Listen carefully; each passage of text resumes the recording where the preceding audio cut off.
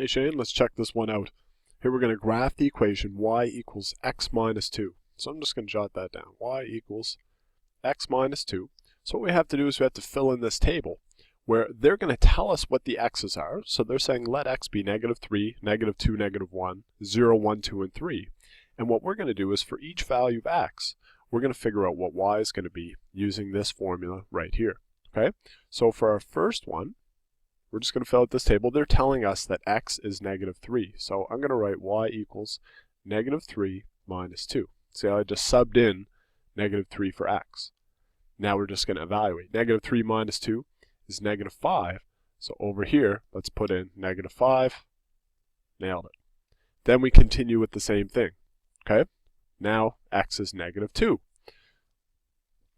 So I'm going to write y equals negative 2 minus 2. And in this case, negative 2 take away 2, that's going to be negative 4. So we're going to pump that in. Okay? Negative 1. Same play again. And you can kind of like, hopefully you see the pattern emerging. Negative 1. Negative 1 minus 2 is negative 3. Negative 3. Okay? Next one again, 0. 0 minus 2 is minus 2.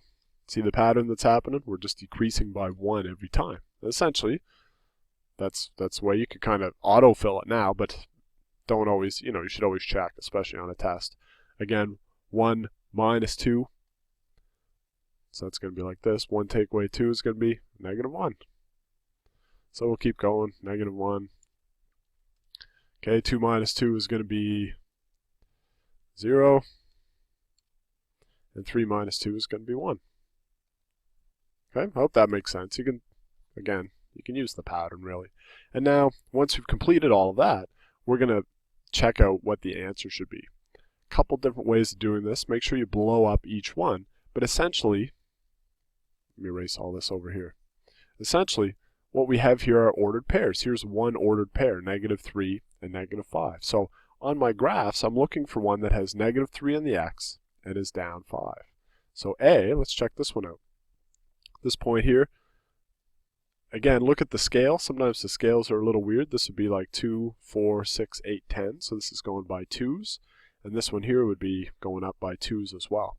So I'm looking for that first point, negative 3 and negative 5. So negative 3 would be right here. Negative 5 would be right here. And then it just increases. So that's looking pretty good to me. I'm going to say A is the answer.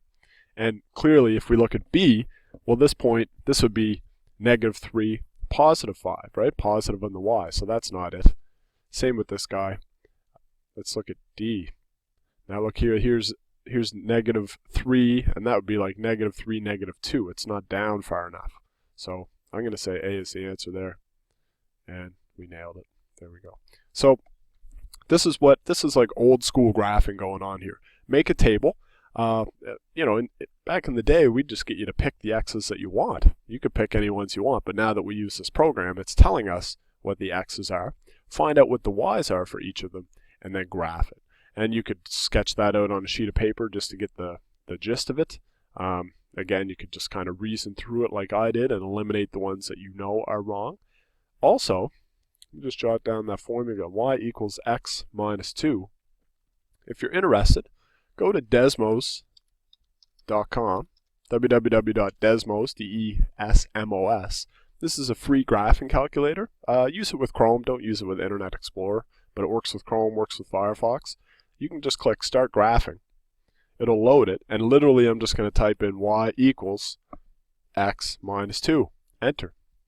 And we can see, here's the line. This is what this looks like. Right? And you can pick points, you can click and hold with your mouse, you can slide along, find some intercepts if you want. See, I'm just highlighting intercepts right now.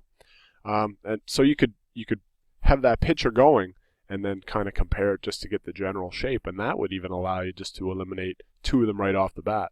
So those are a couple great strategies. Definitely check Desmos out, especially if you go on to do any more like College Math 1046 in September with us.